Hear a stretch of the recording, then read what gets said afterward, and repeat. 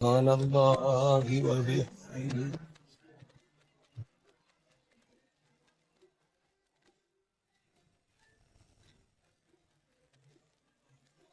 سبحان الله وبحمده سبحان الله العلي وبحمده أستغفر الله سبحان الله وبحمده سبحان الله وبحمده سبحان الله العظيم وبحمده വേഗം നോക്കിയാണ് ഉണ്ണേ അഞ്ഞ ആൾക്കാർ കാണാനല്ലേ അബിഹംദിഹി വസദ എന്താ അതിന്റെ അടിയിൽ പോയി നോക്കണം എന്താ ആണാ വേണ്ട നോക്കുക ഇങ്ങോട്ട് വായ ഉണ്ണേ ഇങ്ങോട്ട് പോരാ ആൾക്കാർ ഇത് കുറെ കാണാൻ അവിടെ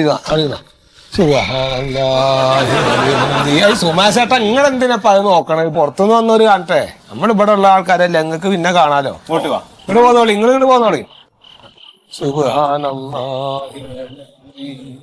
സുബ്ഹാനല്ലാഹി കുഴപ്പമൊന്നുമില്ല സുബ്ഹാനല്ലാഹി അതെ ഇനി ഇങ്ങോട്ട് വരാൻ കണ്ട നിങ്ങൾ കായ് അവിടെ വെച്ചോളി സുബ്ഹാനല്ലാഹി വബിഹംദിഹി ഇതെന്താണിത് അപ്പൊ കണ്ടില്ലപ്പ നിങ്ങള് ഇതിപ്പോ നാനാ ഭാഗത്തുനിന്ന് ആൾക്കാർക്ക് കാണാനായിട്ട് പടച്ച റബ്ബിന്റെ എന്തൊക്കെ കുതിർത്തുണ്ട് എന്റെ സുമേശേട്ടാ പഴയ കാലത്ത് പടച്ച റബ്ബ് മൂസാ നബിക്ക് ഒരു കൈ കൊടുത്ത എന്താ വെച്ചണ്ട ഒരു വടി ആ വടി നിലത്തട്ട അത് അപ്പൊ അങ്ങോട്ട് പാമ്പാവും അപ്പൊ അങ്ങനത്തെ അതേമാതിരി ഈസാ നബിക്ക് കൊടുത്തിട്ടുള്ള കറാമത്ത് അത് എന്താ വെച്ചാൽ ഈ കുഷ്ഠരോഗികളെ ചികിത്സിക്കുക അതേമാതിരി കണ്ണു കാണാത്ത ആൾക്കാർക്ക് കാഴ്ച ഉണ്ടാക്കി കൊടുക്കുക അങ്ങനെ പടച്ചവന്റെ അനവധി കുതിർത്തുകൾ ഉണ്ടായിട്ടുണ്ട് റബ്ബേ ഇപ്പൊക്ക് 10 വയസ്സൊക്കെ ഗതിയില്ലാണ്ട് എന്റെ കുടുംബത്ത് കുത്തിരിക്കണ നേരത്ത് 10 കായ്ക്ക് കിട്ടാനും ഈ നാട്ടുകാർക്ക് ഒരു കാഴ്ച ഉണ്ടാക്കാനും വേണ്ടിട്ട് അള്ളാഹുവിന്റെ ഒരു കുതിർത്തായിരിക്കും അല്ലാണ്ട് ഇപ്പൊ എന്താ ഞാൻ പറയാ അതിനൊക്കെ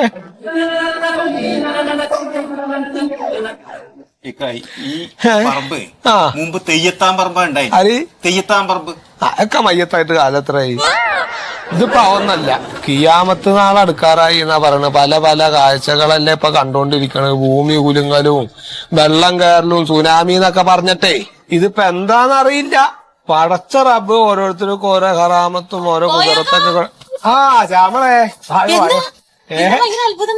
അത്ഭുതം അപ്പൊ ഇതൊക്കെ തന്നെ പെടുത്ത അത്ഭുതം അതാ കണ്ടു നോക്ക് സത്യം അതാ കൂട്ടാനാണ് ആ കിടക്കണത് ഉണ്ടോ അല്ലാതെ പെണ്ണുങ്ങൾക്ക് തൊടാൻ പറ്റുമോ അത് കുഴപ്പമൊന്നുമില്ല നോക്കിട്ട് അവിടെ തന്നെ വെച്ചോളൂ പടച്ചോന്റെ പോലെ ഇതല്ലേ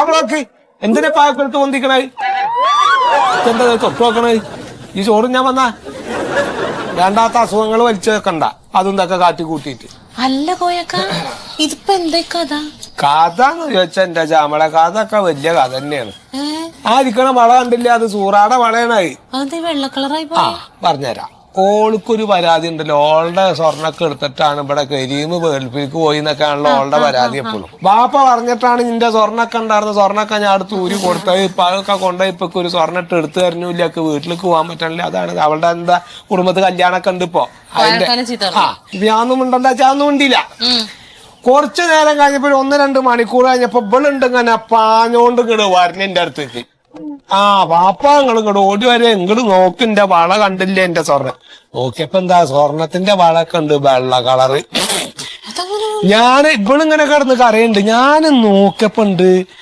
അടുപ്പത്ത് കൂട്ടങ്ങനെ കിടന്ന് തിളക്കണ്ട് ഞാൻ പറഞ്ഞു ഇജ്ജെന്ത് പണിയാടേ കാട്ടിയത് ഇവിടെ വെറുതെയാണ് കായ് ഇങ്ങനെ ചെലവാണ് ആ ഗ്യാസ് ഒന്നും ഓഫ് ആക്കാറുന്നില്ല എനിക്ക് ചോദിച്ചു അപ്പൊ പറഞ്ഞു വാപ്പ എന്താ പറഞ്ഞത് നേരെ എത്രയായി കൂട്ടാൻ വെച്ചിട്ട് ഇപ്പൊ സമയം എത്ര അയച്ചിട്ടാ ഗ്യാസൊക്കെ എപ്പോ ഓഫ് ചെയ്താന്ന് പറഞ്ഞു ഞാൻ നോക്കിയപ്പോ ഗ്യാസ് കത്തണമൊന്നുമില്ല കൂട്ടങ്ങനെ കിടന്ന് തിളക്കണുണ്ട് അപ്പൊ എന്തോ ഒരു കളി ഇവിടെ പടച്ചോന്റെ നടക്കണുണ്ട് നിക്ക് മനസ്സിലായി എന്റെ പൊന്നാര മാളെ അപ്പ തുടങ്ങിയ തളയാണ് ആ കൂട്ടാൻ ഇപ്പൊ ഏതൊക്കെ രാജ്യത്തുനിന്ന സ്ഥലത്തുനിന്നൊക്കെ ആൾക്കാർ ഇവിടെ വന്ന് കാണിച്ചിട്ടാ അത്രക്ക് അലിജ എവിടെ ആയിരുന്നു ഇത് ഇന്നലെ തുടങ്ങിയ ആൾക്കാർ ഇവിടെ വരണേ എന്തൊക്കെ ഞാനിത് വന്ന വഴിക്കൊക്കെ ആൾക്കാര് പറയുന്നുണ്ട് ഇവിടെ സംഭവം ഉണ്ടെന്ന് പക്ഷെ എനിക്ക് വരാനൊക്കെ ഉണ്ടേ ഇന്നലെ വീട്ടില് വേറൊരു പുകില് ഉച്ചക്ക് ഊണും കഴിഞ്ഞിരുന്ന മനുഷ്യനാ പെട്ടെന്ന് സുഖമില്ലാതായി വയറിളക്കം അതെ ഡോക്ടറെ കാണിക്കാൻ കൊണ്ട് ചെന്നത് അവിടെ കിടക്കാൻ പറഞ്ഞു ഡോക്ടർ ഒന്നും വേണ്ട ഒരു കാര്യം ചെയ്യ് ഇതൊന്നൊരു ഇത്തിരി കൂട്ടാർത്തട്ടെ ബിസ്മില്ലാഹിർ റഹ്മാനിർ റഹീം എന്നിട്ട് അങ്ങോട്ട് വായിലേക്ക് വെച്ചു കൊടുക്ക ഇപ്പൊ ഒന്നും കഴിച്ചൂടാ അങ്ങനെ ഒരു കുഴപ്പമുണ്ട്. 2 ദിവസം കഴിയട്ടെ. എന്നാ പിന്നെ ആയിക്കോട്ടെ. എന്നാ ഞാനും കൂടി ചെല്ലട്ടെ. ഉച്ചക്ക് ഇട്ടെറിഞ്ഞിട്ട് പോയത് ആകെ അലങ്കോലായിട്ട് കിടക്കാം ഇവിടെ. ശരി. ഇനി ഇതാരോടും പറയാൻ നിൽക്കണ്ടേ. ഞാൻ ഈ വീഡിയോ എടുത്തിട്ട് വാട്സാപ്പിലും ഫേസ്ബുക്കിലും മൊത്തം ഇട്ടിട്ടുണ്ട്. ലോകം മൊത്തം അറിഞ്ഞിട്ടുണ്ടാവും. ആയിക്കോട്ടെ, കാണട്ടെ. കാണാത്തവരൊക്കെ വന്ന് കാണട്ടെ. ലോക അത്ഭുതങ്ങൾ 7 നമുക്കറിയാം. ഇവിടെ ഇതാ 8ാമത്തെ ഒരു അത്ഭുതം. ഇത് സംഭവിച്ചിരിക്കുന്നത് നമ്മുടെ കേരളേശ്വരപുരം പഞ്ചായത്തിലെ കോഴിപ്പറമ്പിൽ കോയക്കഴ വീട്ടിലാണ്. അതിനെക്കുറിച്ച് വിശദമായിട്ട് സംസാരിക്കാൻ അദ്ദേഹം നമ്മോടൊപ്പം ഉണ്ട്. അദ്ദേഹത്തിന്റെ അഭിപ്രായം നമുക്കൊന്ന് ചോദിക്കാം. നമസ്കാരം കോയ സ്വാമി. അസ്സലാമു അലൈക്കും. പറഞ്ഞോ, കേട്ടോളും പറഞ്ഞോ. ഞാന് പിടിക്കണ്ട പറഞ്ഞു. അതായത് ഇതിപ്പോ എന്താണ് യാതൊരു പിടുത്തമില്ല. ഇത് കാലാകാലങ്ങളായിട്ട് ഇങ്ങനെ ഓരോ കറാമത്തൊക്കെ ഉണ്ടാവാറുണ്ടല്ലോ. പടച്ചോന്റെ ഇതെന്തൊക്കെയാണെന്ന് അറിയില്ലല്ലോ നമുക്ക്. ഇതിപ്പോ എന്റെ കുടുംബത്ത് ഇങ്ങനെ ഇതേമാതിരിക്ക് ഒരു കാഴ്ച കണ്ട്, അപ്പൊ അതിങ്ങനെ കൂട്ടാൻ തിളച്ചിട്ട് ഇങ്ങനെ നിക്കണില്ല. അത് കുറെ ദിവസങ്ങളായിട്ട് അങ്ങനെയാണ്. എന്റെ വീട്ടിൽ ഇങ്ങനെ അള്ളാഹു എന്തെങ്കിലും ഒരു മാർഗം തന്നേക്കാവും. അതാണ് ഇപ്പൊ ഞാൻ വിചാരിക്കണത്. കാര്യേട്ടാ ഈ ചെയ്തോണ്ടിരിക്കുമ്പോഴേ ഒരു 2 പേര് ഇവരുടെ പുറകെ കൂടി ഒന്ന് പാസിംഗ് അവരവിടെ നിൽക്കട്ടെ. അത് ഫ്രെയിം റിച്ചാകാൻ 2 പേര് വേണം. മിസ്റ്റർ കോയ സാഹിബ്, തിളച്ചുകൊണ്ടിരിക്കുന്ന ഈ കറി വെച്ച ചട്ടി എവിടെന്നെങ്കിലും പ്രത്യേകമായിട്ട് വാങ്ങിയതാണോ അല്ലെങ്കിൽ ഇവിടെ ഉണ്ടായ ചട്ടിയാണോ? അതിനെ കുറിച്ചൊന്ന്. ഇതിപ്പോ ഞങ്ങളിപ്പോ നേർച്ചക്ക് പോയപ്പോ അവിടെ കച്ചവടമൊക്കെ സാധനങ്ങളൊക്കെ ഉണ്ടല്ലോ. അപ്പൊ അതിനൊരു ചട്ടി മണ്ണിന്റെ ചട്ടിയാണ്, അല്ലാണ്ട് വേറെ ഒന്നല്ല. അതിന് വേറെ അത്ഭുതമൊന്നുമില്ല. അത് പടച്ചോന്റെ ഒരു ഇത് തന്നെയാണ്, അല്ലാണ്ട് വേറെ ഒന്നും. അതില് ഇപ്പൊ മാതിരി ആ കുട്ട കയ്യുമ്പോ കിടക്കണ വള സ്വർണ്ണവളയായിരുന്നു. അത് 2 എണ്ണം അങ്ങോട്ട് വെള്ളയായി. സ്വർണ്ണവള വെളുത്തു. എവിടെങ്കിലും കേട്ടിട്ടുണ്ടോ നമ്മള് സ്വർണത്തിന്റെ കളറ് മാറിപ്പോണേ? കോയ സാഹിബ്, അതിന്റെ കോയ സാഹിബിയുടെ മുമ്പിലെ തലമുറയോ ആരുടെയെങ്കിലും കാലത്ത് ഇതുപോലത്തെ വല്ല ദൃഷ്ടാന്തം, അത്ഭുതം, അനുഭവം എന്തെങ്കിലും ഓർത്ത് പറയാൻ പറ്റുമോ? ഉണ്ടായിട്ടില്ല. ഉണ്ടായിണ്ടോ വെച്ചാല് ഉണ്ടായിട്ടുണ്ട്. അതൊന്ന് വിശദീകരിക്കാമോ? അത് പിന്നെ ചെറുപ്പകാലത്ത് ഞങ്ങൾ 5-8 മക്കളാണ്, എൻ്റെ ഉമ്മാക്കും വാപ്പാക്കും. അപ്പൊ ഞങ്ങൾ ഈ കുട്ടികള് അന്ന് ഭയങ്കര ദാരിദ്ര്യമാണല്ലോ. ഈ ദാരിദ്ര്യ കാലത്ത് ഈ കുട്ടികളൊക്കെ അങ്ങനെ എണ്ണ തേച്ച് കുളിപ്പിക്കാൻ നിൽക്കണ നേരത്ത് എല്ലാവർക്കും തലയിൽ തിരിച്ച് എണ്ണ അങ്ങനെ ഇട്ട് കൊടുക്കുമ്പോ ഉണ്ടാവില്ല എണ്ണ. അങ്ങനെ എണ്ണ ഒഴിച്ചു കൊടുത്ത് 8ാമത്തെ ആളായി എന്റെ തലയിൽ ഒഴിക്കാൻ നോക്കുമ്പോ എണ്ണ ഉണ്ടാവില്ലോ എന്നുള്ളൊരു വിഷമം എന്റെ ഉമ്മയുടെ മനസ്സിലുണ്ടായിരുന്നു. തീരും എന്നുള്ളൊരു ഇതുണ്ടായിരുന്നു. പക്ഷെ എന്തിന് പറയണേ, ഇതിങ്ങനെ ഒഴിച്ച് എന്റെ തലയിൽ അങ്ങോട്ട് ഒഴിക്കാൻ കൊണ്ടുവന്നപ്പോ ഒരു കുപ്പി എണ്ണ അങ്ങോട്ട് നിറഞ്ഞ് ഈ കുപ്പിയില് തന്നെ നിറഞ്ഞ്. അപ്പൊ ഇതെന്താണ് ഇത് ഉമ്മ അങ്ങനെ വിചാരിക്കുകയും ചെയ്ത് ഇത്ര. അല്ല, എന്റെ ഉമ്മ പറഞ്ഞാണ്. അതേമാതിരിക്ക് ചോറ് വിളമ്പുമ്പോ ഇത് ചോറ് വിളമ്പിക്കൊണ്ടിരിക്കുകയാണ്. എല്ലാവർക്കും ഇങ്ങനെ ചോറ് വിളമ്പോ ഞങ്ങളപ്പൊ 8 മക്കളെ, ഞാൻ പറഞ്ഞല്ലോ ദാരിദ്ര്യമുള്ള കാലാണ്. അപ്പൊ മീനൊക്കെ അങ്ങ് കൂട്ടാൻ വെച്ചാൽ എല്ലാവർക്കും ഒന്നും കൊടുക്കാനൊന്നും ഉണ്ടാവില്ല. എന്നാലും എല്ലാ കുട്ടികൾക്കും ചെറിയ കഷ്ണം കൊടുക്കണ്ട വെച്ചിട്ട് ഇങ്ങനെ മീൻ കഷ്ണം അങ്ങനെ ഇട്ടിട്ട് വന്നപ്പോ തികയാതെ വന്ന് ചാറ് മാത്രമേ ഉള്ളൂ. അപ്പൊ എന്റെ ഉമ്മാക്കൊരു വിഷമം. അപ്പൊ ഒരു കഷ്ണം ഇല്ലല്ലോ വെച്ചിട്ടോ എന്റെ മോനിക്ക് അവസാനം ഇട്ട് കൊടുക്കാനില്ലല്ലോ വെച്ചിട്ട് ഉമ്മ കൂട്ടാൻ കയ്യിലിട്ട് ഇങ്ങനെ ഇളക്കി ഇങ്ങോട്ട് എടുക്കലും വല്ലാത്തൊരു മീന്റെ കഷ്ണം. അപ്പൊ ഉമ്മ വിചാരിച്ചു ഇന്നത് വാപ്പാക്ക് കൊടുക്കാം. നമുക്ക് അതല്ല അറിയേണ്ടത്. അതന്നെ ഞാൻ പറഞ്ഞേ. മീൻകറി വാപ്പാക്ക് കൊടുത്തല്ല, നമുക്ക് അത്ഭുതാണ് ഈ പറയണത്. നിങ്ങളെ പറഞ്ഞു തീരുന്നേറ്റ് മുമ്പ് വേറെ ഉണ്ടാക്കിയാലോ. അങ്ങനെ ഈ മീന്റെ കഷ്ണം എന്തിനു ചെയ്യണു, വാപ്പാക്ക് കൊടുക്കാലോ വെച്ചിട്ട് വാപ്പാടെ പാത്രത്തിലേക്ക് അങ്ങോട്ട് ഇടലും ഇതങ്ങോട്ട് മുള്ളായി തീർന്നു. അങ്ങനെ എന്താ ചിരിക്കണേ? അവനങ്ങനെയുള്ള വിടലി കേട്ട് അവൻ ചിരിക്കുക. ഇല്ലാത്ത കഥ തന്നെ ഇവരടുത്ത് വെച്ചില്ല. എങ്ങനെ എത്ര കഥ ഇവർക്ക് എത്ര കഥ ഞാൻ പറഞ്ഞു കൊടുത്തേക്കണ.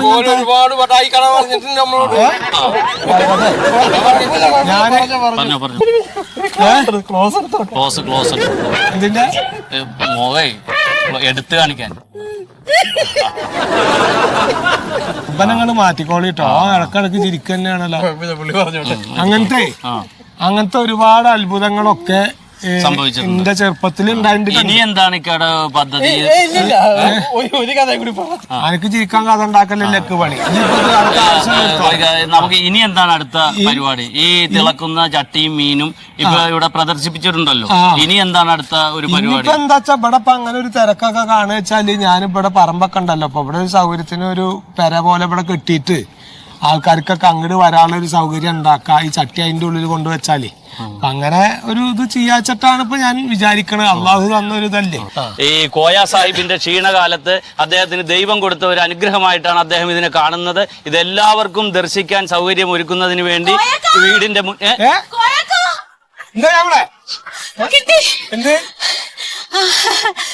ഇവിടെ ഉണ്ടായില്ലേ അത്ഭുതം? എന്റെ വീട്ടിലുണ്ടായി. എന്ത് എന്തായി? ഇന്നലെ ഞാൻ ആശുപത്രിയിൽ പോയിന്ന് പറഞ്ഞില്ലേ, അതിന് മുമ്പായിട്ട് മീൻകറി വെച്ചിട്ടാ പോയത്.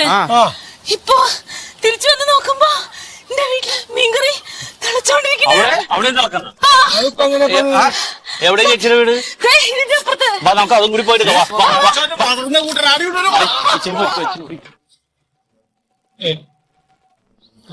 തിളക്കണ മാതിരി അവിടെ തിളക്കല്ലേ റബ്ബേ.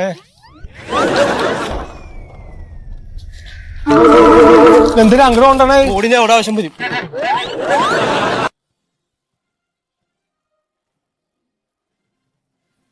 നമസ്കാരം, ന്യൂസ് അവറിലേക്ക് സ്വാഗതം.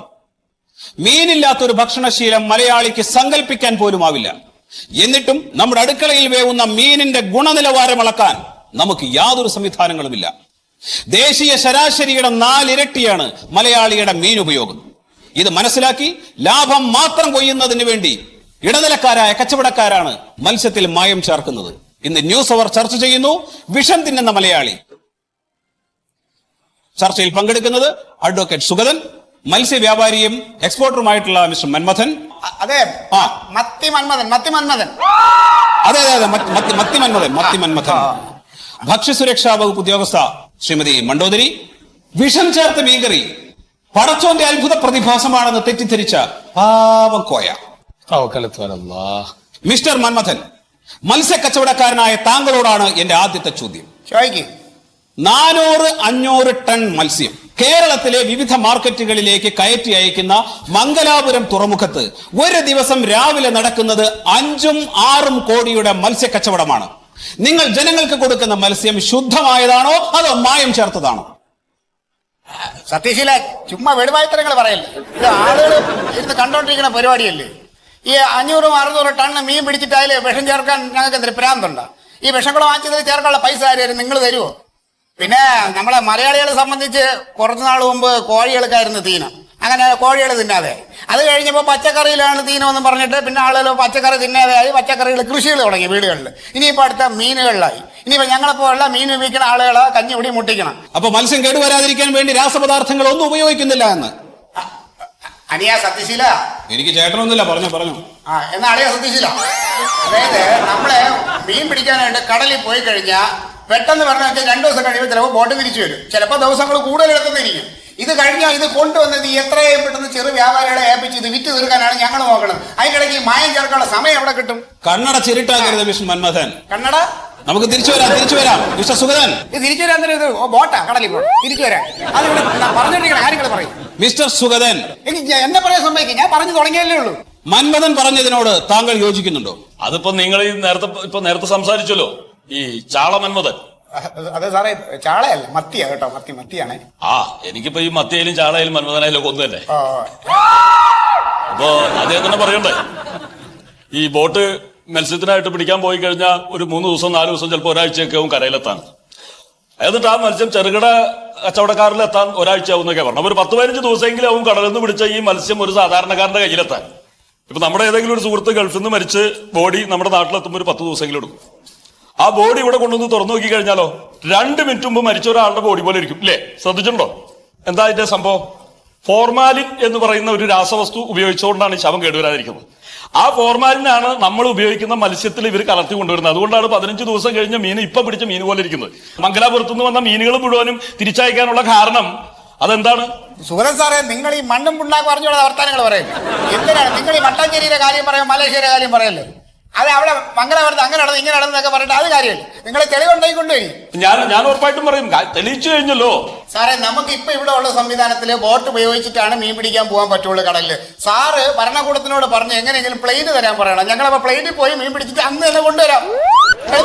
സൗകര്യം ഉണ്ടാവും. അവ നല്ല പച്ച പിടക്കണ മീനോടെ കൊണ്ടൊക്കെ തരാൻ പറ്റും. ഇയാളെന്തായി പറയണം? ഈ വിമാനത്തിലേക്ക് എങ്ങനെ കടലിൽ നിന്ന് മീൻ പിടിക്കാൻ ഇല്ല ചെയ്യുന്ന തെറ്റുകളെ മിസ്റ്റർ മന്മഥൻ, ഇത് കടലിലാണ് പോണത്. നമ്മൾ ഇവിടുന്ന് എറണാകുളത്തോ അല്ലെങ്കിൽ അവിടെ ഇവിടെ പോയോ അല്ല പിടിക്കുന്നത്, വെള്ളത്തിലാണ്. അവിടെ തിരയുണ്ട്, മീനുണ്ട്, സ്രാവുണ്ട്. അതിന്റെ ഇടയ്ക്ക് നിന്നാണ് ഈ കഷ്ടപ്പെട്ട് മീൻ പിടിച്ചോണ്ട് വരണത്. അതിന്റെ ബുദ്ധിമുട്ട് നിങ്ങൾ അറിയണം. അങ്ങനെ ഉണ്ടെന്നുണ്ടെങ്കിൽ നിങ്ങൾ ഒരു 10 ദിവസം കടലിൽ വരും ഞങ്ങൾ അവിടെ. അപ്പൊ നിങ്ങളൊന്നും ഇങ്ങനെ പറയൂല. അപ്പൊ നിങ്ങൾക്ക് ഏത് പുഴുത്ത മീൻ തന്നാലും രുചിയായിരിക്കും. ശ്രീമതി മണ്ഡോദരി, അഡ്വക്കേറ്റ് സുഗതൻ പറയുന്നു, മൃതദേഹം അഴുകാതിരിക്കുന്നതിന് വേണ്ടി ഉപയോഗിക്കുന്ന ഫോർമാലിൻ എന്ന് പറയുന്ന രാസപദാർത്ഥമാണ് മത്സ്യം അഴുകാതിരിക്കുന്നതിന് വേണ്ടിയും ഉപയോഗിക്കുന്നത്. ഇതിൽ വാസ്തവമുണ്ടോ? ഉണ്ട്. കേരളത്തിലെ വിവിധ മാർക്കറ്റുകളിൽ നിന്ന് ഞങ്ങൾ ശേഖരിച്ച സാമ്പിളുകൾ പരിശോധിക്കുകയുണ്ടായി. അതിൽ സോഡിയം ബെൻസോയേറ്റ്, ഫോർമാലിൻ, അമോണിയം തുടങ്ങിയ രാസവസ്തുക്കൾ ഉണ്ട് എന്ന് ഞങ്ങൾ സ്ഥിരീകരിച്ചിട്ടുണ്ട്.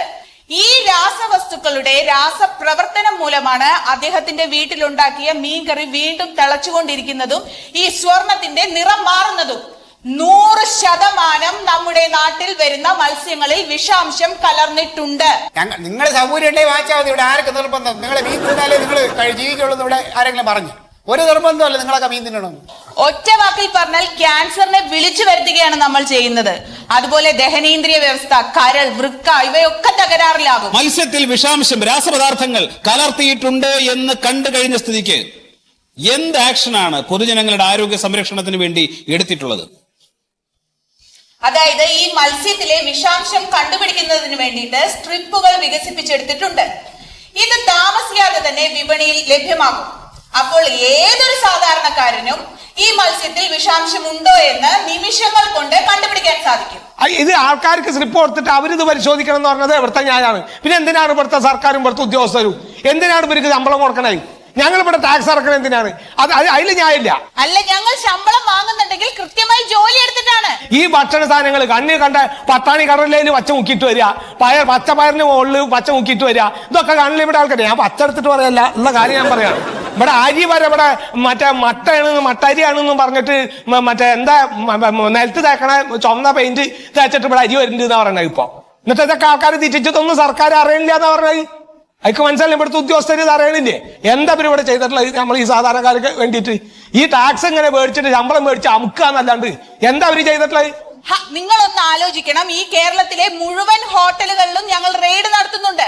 ഇപ്പൊ പറഞ്ഞുകൊണ്ടിരിക്കുന്ന കാര്യങ്ങൾ പറഞ്ഞു തീർക്കി. എനിക്കത് വർത്താനം പറയാണ്ട് പറഞ്ഞു തീർന്നിട്ട് അടുത്തേക്ക് പോയാൽ പോരെ? ഞാൻ 10-15 വർഷം ഗൾഫിൽ മറ്റേ മീൻ മാർക്കറ്റിൽ ജോലി ചെയ്ത ആളാണ് ഞാൻ. അവിടെ ഒരു സാധനം ഈ ജാതി സാധനം വന്ന ആളിനെ അപ്പൊ തൂക്കി കൊല്ലും. ആ ജാതി നിയമമാണ് അവിടെ. ഇവിടെ എന്ത് നിയമമാണ്? നിങ്ങൾ അറബിക്കടലിലെ കാര്യം പറയാതെ ഇവിടുത്തെ കടലിലെ കാര്യം പറയാം. ഇവിടുത്തെ കടലിലെ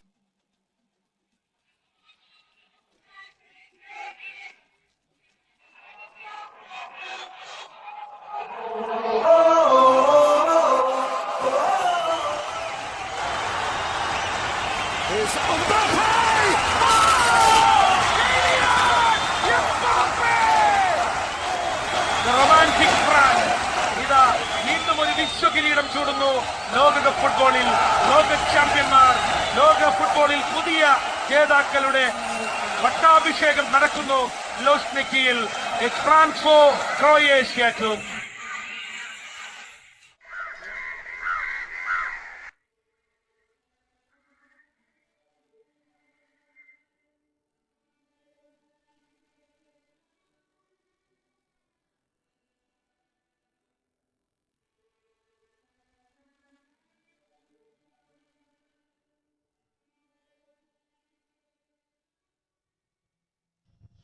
എന്താ സംഭവിച്ച? ആ സമയത്ത് ഒരു ഒറ്റ കട്ടിങ്ങിന്റെ കാര്യം ഉണ്ടായിരുന്നുള്ളത്.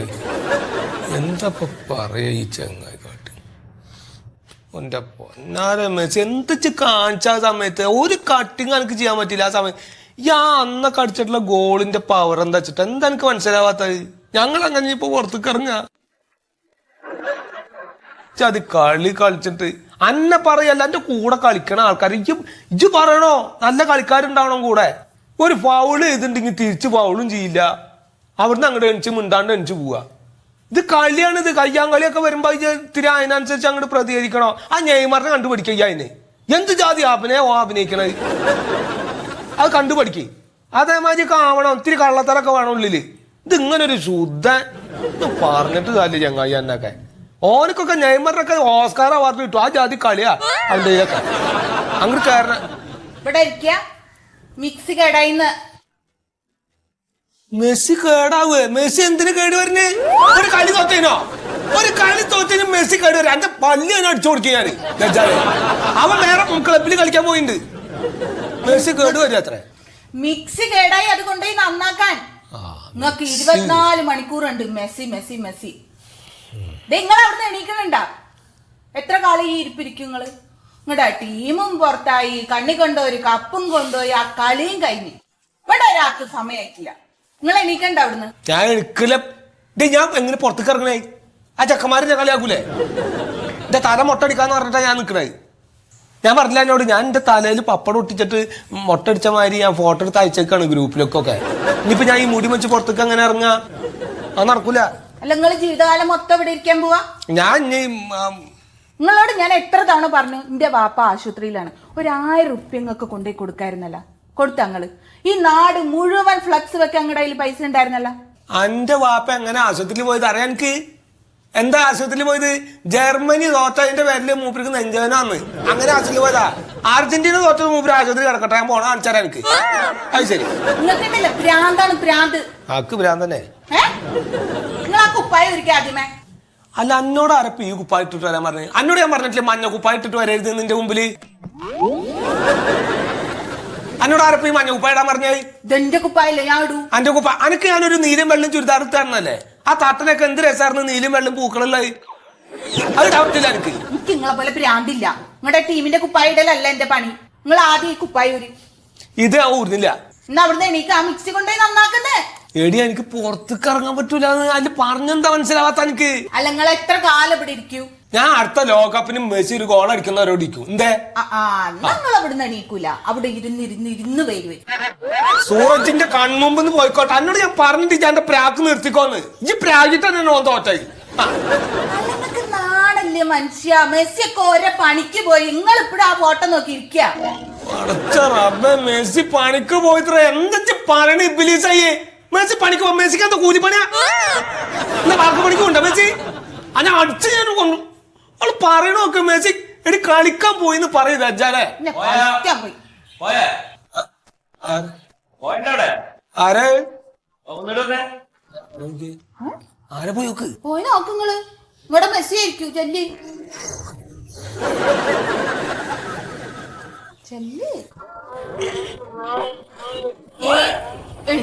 ടീമിലത്തെ ആൾക്കാരിട്ടാവും.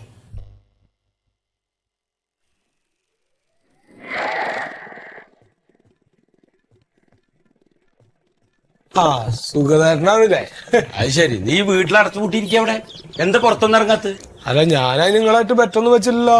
ഞാൻ ആരെ പറ്റി വെച്ച് പറഞ്ഞു? പിന്നെന്തേ? എടാ വേൾഡ് കപ്പ് കഴിഞ്ഞില്ലേ? നിങ്ങളുടെ ഈ അർജന്റീന ഫാൻസുകാർ എന്റെ വീടിന്റെ മുമ്പിലെ കുറെ ഫ്ലക്സ് വെച്ചിട്ടില്ലേ?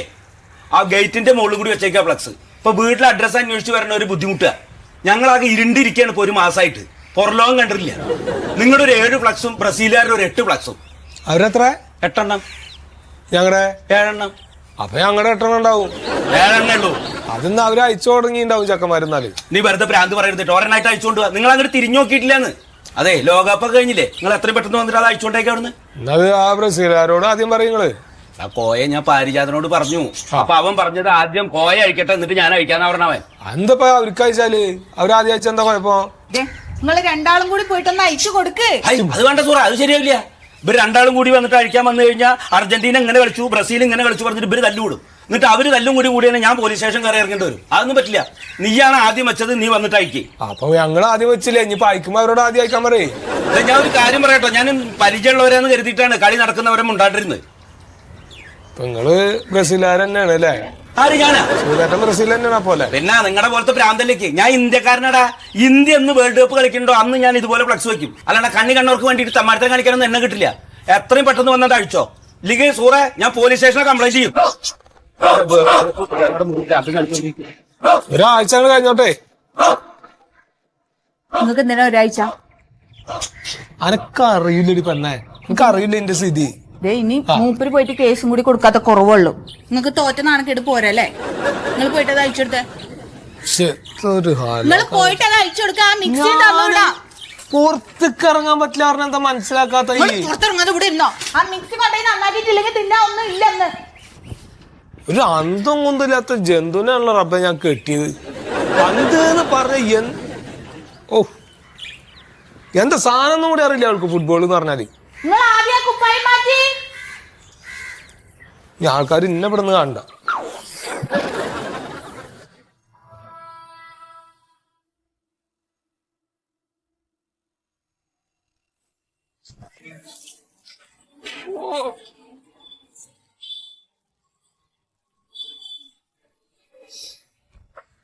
ഓ എന്റെ ദൈവമേ, ഇവരെ കൊണ്ട് ജീവിക്കാൻ പോലും പറ്റാത്ത പരുവത്തിലായി. എന്താ ഇനി ചെയ്യ? ഓ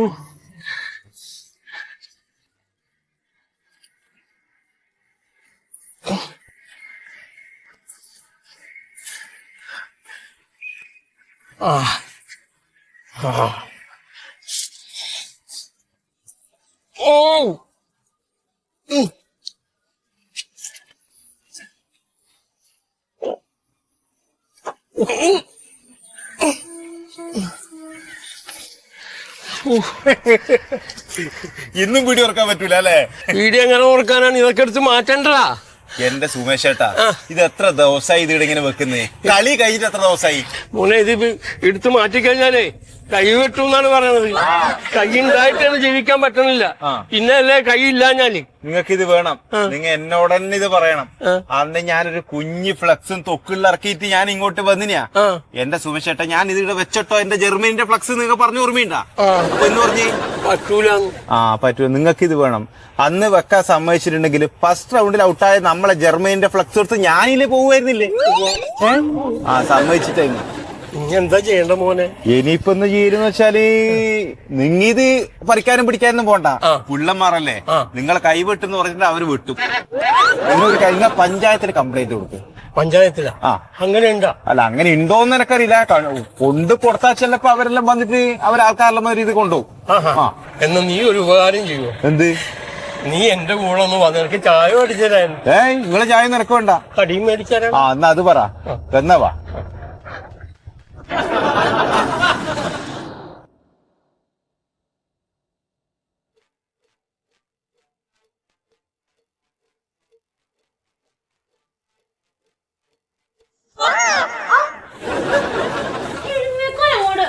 എന്താണ് കിടത്തയില്ല മനുഷ്യൻ? എന്താണ് നിനക്ക്? നേരത്താണ് എല്ലാവരും ഉറങ്ങണത്. എന്താണ് ഇപ്പൊ നിനക്ക്? എന്താണ്? ഒരു മാസമായിട്ട് കളി കളി കളി എന്ന് പറഞ്ഞിട്ട് നടക്കായിരുന്നു. ഇപ്പൊ ഉറക്കമായി. എന്താ നിങ്ങളുടെ ഉദ്ദേശം? എന്താ നിനക്കിപ്പൊ എന്താണ്? മുറ്റത്തോട്ട് ഇറങ്ങി ചെല്ലും. നല്ല രസമുണ്ട് മുറ്റം കാണാൻ. എന്താണ്? എന്നാലും ഇവിടെ നിന്ന് ഇറങ്ങരുത് കേട്ടോ. മുറ്റത്ത് എന്താടി? മുറ്റത്ത് ഫ്ലെക്സ്. ഫ്ലെക്സാ? നിങ്ങളല്ലേ വലിച്ച് നാട് നീളെ ഒട്ടിച്ചോണ്ട് നടന്നത്? നമ്മുടെ മുറ്റത്താ? അന്ന് മുറ്റം നിറയെ ഫ്ലെക്സ് കിടക്കണെന്ന്. നെയ്മറിന്റെ ആണോ അല്ലെ മെസ്സിയുടെ? എന്റെ വായിനെ കരുതിട്ട് എനിക്ക് പറയാൻ അറിയാമോ കണ്ടാല്? എന്റെ മുറ്റത്ത് ഫ്ലെക്സ് ആരെങ്കിലും കൊണ്ടുവന്നിട്ട് അവന്റെ കൈ ഞാൻ വെട്ടും. നിങ്ങൾ ആരുടെയും കൈയും കാലും വെട്ടലൊന്നും ഇപ്പൊ നടക്കൂല. ഇപ്പൊ പോയി ആ സാധനമൊക്കെ എടുത്ത് കളഞ്ഞേ. എവിടെ ഫ്ലെക്സ് എടുക്കണ്ടെന്ന് എന്റെ വീട്ടില് ഫ്ലെക്സ്. അയ്യോ, ഇതാരാണ് ഈ പണി കാണിച്ചത്? ഇതവന്മാരുടെ പണി തന്നെയാണിത്. ആരുടെ പണിയാണെങ്കിൽ ഈ സാധനം ഇങ്ങനെ മുറ്റത്ത് കിടക്കാൻ കൊള്ളാമോ? നീ ഒരു പണി ചെയ്താ തീപ്പട്ടിങ്ങ എടുത്ത് നമുക്ക് കൂട്ടിട്ട് കത്തിക്കാം അവിടെ എവിടെയെങ്കിലും. നിങ്ങൾക്ക് ഇത് തലയ്ക്ക് വെളിവില്ലേ? ഇത് കത്തിക്കാൻ പാടുണ്ടോ? ചത്തു പോകും. വിഷവാ. എന്നാ പറമ്പിലെവിടെയെങ്കിലും കുഴിച്ചിട്ടാലോ? എന്റെ പ്യാരിയായിട്ട് ഇത് കുഴിച്ചിടാനും പാടില്ല. എന്ന് കുഴിച്ചിട്ടാൽ ഒരിക്കലും നശിഞ്ഞു പോകൂല. അത് അങ്ങനെ കിടക്കും മണ്ണിൽ കാലാകാലത്തോളം. പിന്നെ ഇതിപ്പോ ഞാൻ എവിടെ കൊണ്ടുപോയി കളയൂത്? ഒരു കാര്യം ചെയ്, കളയണ്ട. ഇതിപ്പോ പ്യാരേട്ടൻ അവിടെ ഇരുന്നിട്ടേ നല്ല വൃത്തിയായിട്ട് മടക്കി പാക്ക് ചെയ്തിട്ട് നമുക്കൊരു കാര്യം ചെയ്യാം. നിങ്ങളുടെ നെയ്മറിന് അയച്ചു കൊടുക്കാം. കളിയാക്കിയാണ് നീ? അല്ല, ശരിക്കും പറഞ്ഞത്. നാട് നീളെ നടന്ന് കെട്ടിക്കൊണ്ട് നടന്നപ്പോ ഓർക്കണായിരുന്നു എന്ത് ചെയ്യുന്ന എന്നോട് ചോദിച്ചിട്ടുണ്ടെങ്കിൽ. ഇത് മറ്റോമാര് തന്നെയാണ് പണിയാണ് എനിക്കിട്ട് ഉറപ്പാണിത്. എന്താ ചെയ്യണേ ഇപ്പൊ? ഒരു കാര്യം ചെയ്താലോ? പോലീസ് സ്റ്റേഷനിൽ വിളിച്ചു പറഞ്ഞാലോ? ഇതിനൊരു പരിഹാരം കാണണല്ലോ. അത് വേണ്ടാട്ടാ. എടി ഇവിടെയൊക്കെ മുഴുവൻ കൊണ്ടുവരുന്ന ഞാൻ ഫ്ലെക്സ് കയറുന്ന നാട്ടുകാർ മുഴുവൻ കണ്ടിട്ടുണ്ട്. ഇപ്പൊ എനിക്കിട്ട് നല്ല തല്ലും കൊള്ളും. എനിക്കെതിരെ കേസ് കൊടുക്കും. പോലീസ് വേണ്ട. അറിയാതെയാണ് കേസ് എടുക്കും, തല്ല് കിട്ടും, കെട്ടാൻ പാടില്ല എന്നൊക്കെ. അരമണിക്കൂറിനുള്ളിൽ സാധനം ഇവിടുന്ന് കളഞ്ഞിട്ടില്ലെങ്കിൽ ഞാൻ ശരിയാക്കി തരാം. എന്തൊരു കട്ടോയി പോയി കാലത്ത് വരപ്പോ.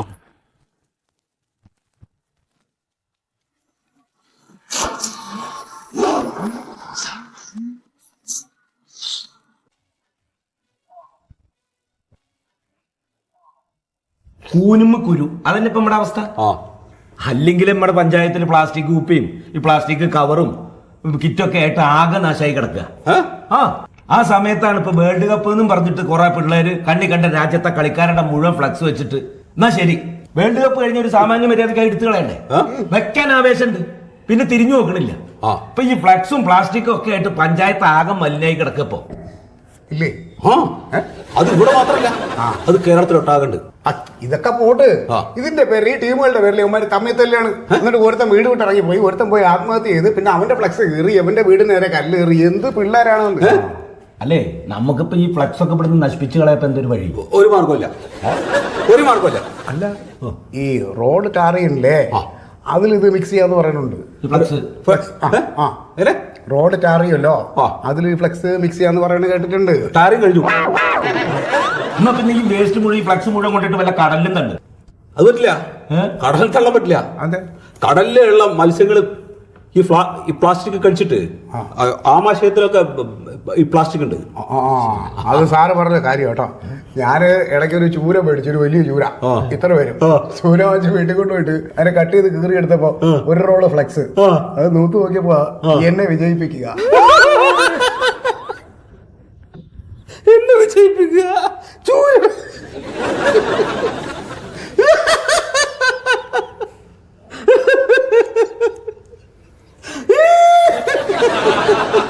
സാറിന് എന്ത് കണ്ടിട്ട് ചിരിക്കണേ? സാറ് ഇത് കുറച്ച് സീരിയസ് ആയിട്ടുള്ള വിഷയമാണ്. ഇതിനെതിരെ നമ്മുടെ പഞ്ചായത്തിന് ഇപ്പൊ എന്താ ചെയ്യാൻ പറ്റുക, അതിനെ കുറിച്ച് ആലോചിക്കും. എന്തെങ്കിലും നടപടി എടുത്തിട്ടുണ്ടോ എന്നാണ് നാട്ടുകാർ ചോദിക്കുന്നത്. ആ സുമേഷ് പറഞ്ഞ ഒരാൾ ഇവിടെ വന്നൊരു കംപ്ലൈന്റ് തന്നില്ലേ, എന്തെങ്കിലും നടപടി എടുത്തു? അയാളുടെ കടയുടെ മുമ്പിൽ ഒരു ഫ്ലക്സ് വെച്ചിരിക്കുകയാണ്, അതുകൊണ്ട് കട കാണുന്നില്ല, അതൊന്ന് മാറ്റണം എന്ന് പറഞ്ഞിട്ട്. എന്നിട്ട് എന്തുണ്ടായി? അന്വേഷിച്ചോ? അന്വേഷിച്ചപ്പോ കടയുടെ മുമ്പില് ആരും ഫ്ലക്സ് വെച്ചിട്ടില്ല. ഉണ്ടെന്നേ, ഞങ്ങൾ പോയി കണ്ടല്ലേ. അവര് പറഞ്ഞത് ഫ്ലക്സ് വെച്ചതിന്റെ പിന്നിലാണ് കടാന. ഇങ്ങനെ പറയുന്ന ചെറുപ്പക്കാരോട് നമ്മൾ എന്ത് പറയും? ആക്ഷൻ എടുക്കാൻ പറ്റൂ? ശരി, അത് പുതിയ വന്ന കട, അങ്ങനെ ആയിക്കോട്ടെ. എന്റെ വീട് കെട്ടിട്ട് 20 കൊല്ലായില്ലേ? സാർ ആദ്യം വരുമ്പോ എന്റെ വീട് കാണണ്ടോ? മുന്നിൽ മുഴുവൻ ഫ്ലക്സ് അല്ലേ? സുഖേട്ടാ, നിങ്ങൾ പെയിന്റ് അടിക്കാതെ ഇട്ടേക്കണ ഫ്ലക്സ് വെച്ചേക്കണ കാണാൻ ഭംഗിയുണ്ട്. കാര്യമായിട്ട് കാര്യം പറയുമ്പോ വെറുതെ ഞാൻ കാര്യം പറഞ്ഞു. ഞാൻ എന്നിട്ട് ഈ ഫ്ലക്സ് വെച്ച മറ്റേ ഫാൻസുകാരുണ്ടല്ലോ, അവരുടെ കാലും അടിയും പിടിച്ചൊന്ന് മാറ്റി തരാൻ കേക്കണ്ടേ? അവരൊന്നും നമ്മൾ പറഞ്ഞാൽ കേൾക്കില്ല. അവരോട് ഇനി ഒന്നിൽ അർജന്റീനയുടെ പ്രസിഡന്റോ ബ്രസീലിന്റെ പ്രസിഡന്റോ ഒക്കെ വന്ന് പറഞ്ഞാൽ ചിലപ്പോ അവര് കേട്ടാലായി. മെസ്സി പറയണം. മെസ്സി മെസ്സി അല്ലെങ്കിൽ മറ്റേ നെയ്മർ അവരൊക്കെയാണ് ഇപ്പൊ ഇവര് ആരാധിക്കുന്ന ടീമുകളുടെ കളിക്കാരൻ, ക്യാപ്റ്റന്മാര്.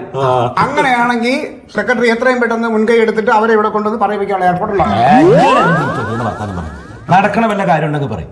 നമുക്ക് ഈ ഫ്ലക്സ് ഒക്കെ നശിപ്പിക്കാൻ വല്ല വഴിയുണ്ടോ? നമ്മുടെ പഞ്ചായത്തിന് വല്ല മാർഗം ഉണ്ടോന്ന്? ജനങ്ങള്, ഞാനൊരു കാര്യം പറയട്ടെ. അതായത് ഈ ഫ്ലക്സ് പ്ലാസ്റ്റിക് ഉപയോഗിക്കുന്നതുകൊണ്ട് ഉണ്ടാകുന്ന ദൂഷ്യവശങ്ങളുണ്ടല്ലോ, അതിനെ പറ്റിയിട്ട് ബോധവൽക്കരണം നടത്തുക. ആര് നടത്തും? ഈ ബോധവൽക്കരണ ക്ലാസ്? പഞ്ചായത്ത് നടത്തണം. എപ്പം നടത്തും സാറേ? ഇത് എപ്പം നടത്താന്നുള്ളത് പറയും സാറേ. എപ്പോ നടത്തണം? നമുക്കൊരു കാര്യം, ശനിയാഴ്ച നടത്തിയാലോ? ഈ ശനിയാഴ്ച നടത്തിയാലോ? ഈ ശനിയാഴ്ച, വരുന്ന ശനിയാഴ്ച ഉണ്ടല്ലോ, വെള്ളിയാഴ്ച കഴിഞ്ഞ അടുത്ത ദിവസം ശനിയാഴ്ച, ഞായറാഴ്ചക്ക് മുമ്പുള്ള ദിവസം, അന്ന് നടത്തിക്കൂടെ? ശനിയാഴ്ച നടത്താം. സാറ് വേണം ഈ ക്ലാസ് ഉദ്ഘാടനം ചെയ്യാൻ. ഈ ബോധവൽക്കരണ ക്ലാസ് സാറ് ഉദ്ഘാടനം ചെയ്യണം അല്ലേ? ഉദ്ഘാടനം സാറ് ചെയ്യണം. അതെ സാറ് ചെയ്യല്ലോ.